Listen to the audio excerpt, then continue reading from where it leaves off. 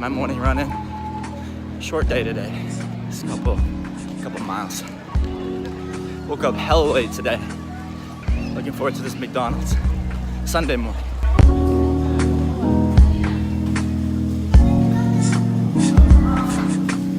Okay, I just finished my run. I got this latte from McDonald's. But today's got to be quick, so I'll just provide a startup update on the launch.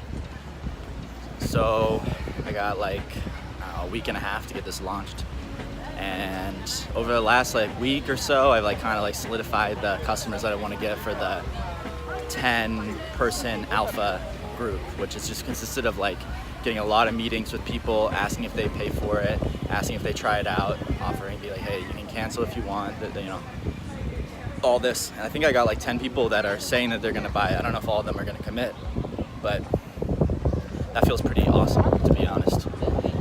And I also ran into this issue with the Gmail API. Apparently, if you want to use the Gmail API, you have to get audited by a security firm for $15,000. So when I heard that, I was devastated. So, but luckily you can have at least 100 users before you can need to be audited. It's kind of a weird thing, but I can at least validate if the product is worth pursuing more than 100 users. So if I sell the product at $29 a month, then that would technically make it profitable enough for me to get this audit, but it's fucking bullshit, man. $15,000 a year just to get audited to use Google's Gmail API. And that's a longer story that I won't get into, but just that. But anyway, so the launch though is gonna be tough to make, to be honest. I'm running into this really annoying JavaScript problems. I'm just not very experienced there. So I'm hiring someone to help me make it a little bit more easier to build. Not like it works, the features work, but I need some help with the JavaScript tooling so I can work faster, and so it's a more performant application. Long story, not worth going into, but yeah, so just a lot of work every day, literally working nonstop, morning to night. And yeah, May 7th is the launch date, and I'm hoping I'm gonna make it.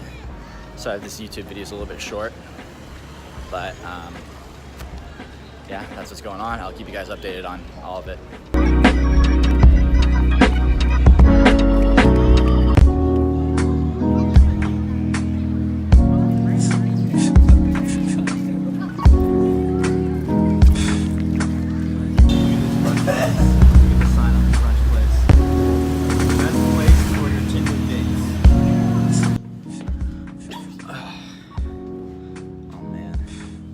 Sweating my balls off. Went for a run. It's so hot here.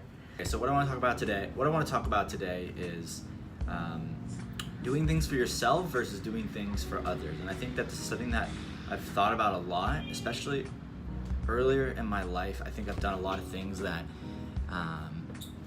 were not necessarily bad choices, but I was doing them for the wrong reasons. An example would be some of the career choices that I took, whether it was during college or after college.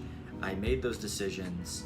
When I look back, I didn't think this at the time, but when I look back, I made those decisions for other people. Not necessarily just for other people, but a lot of other people had their hand in those decisions. Not directly, but their influence kind of pushed me in those directions.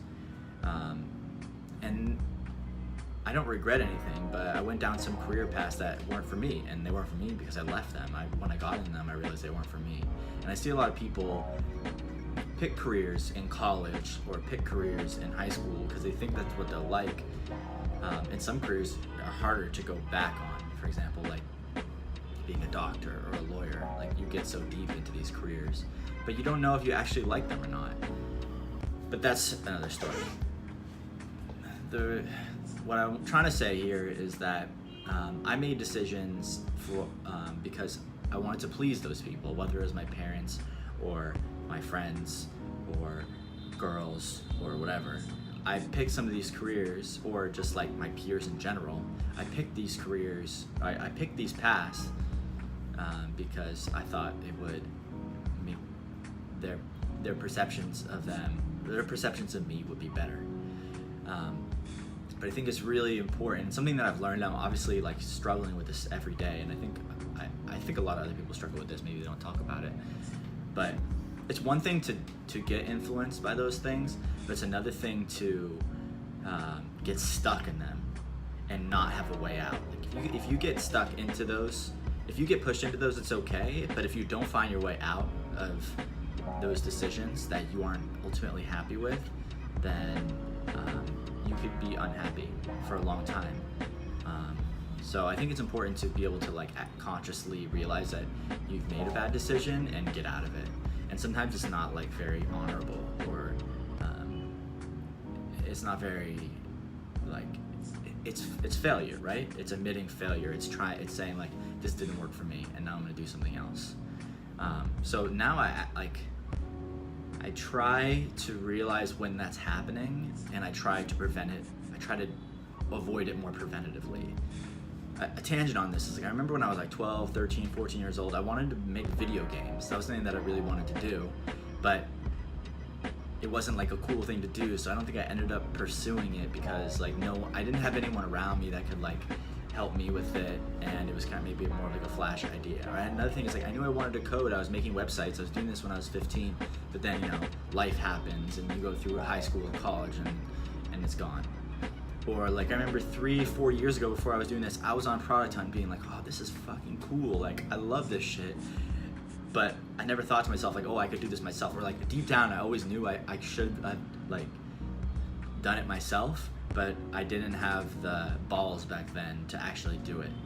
And my message here is like, if you can like realize that you want to do something and then just do it in that moment, you should. Like I should have, while I was browsing Product Hunt, and this is in like 2013, 2014, before it blew up, I should have just started making products then. Like why didn't I just do it?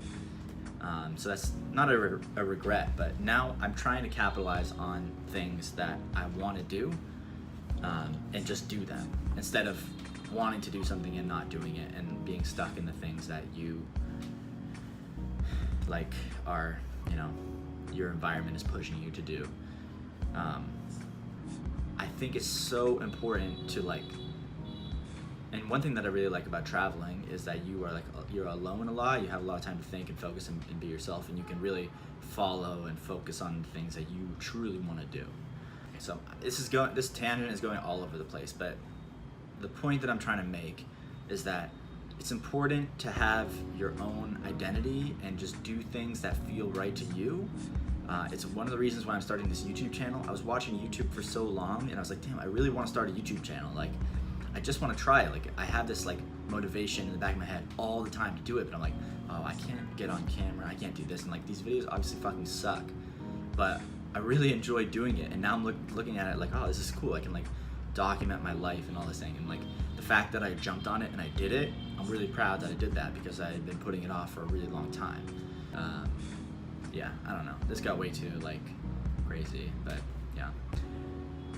Okay, one last thing is I want to do a challenge for a YouTube video. So like there's all these YouTube videos now that like have, oh, I went vegan for 30 days, or I woke up at 5 a.m. for 30 days, I did blah, blah, blah, a million things. I want to do something like that, but I don't know what to do. So if anyone has any ideas, drop a comment.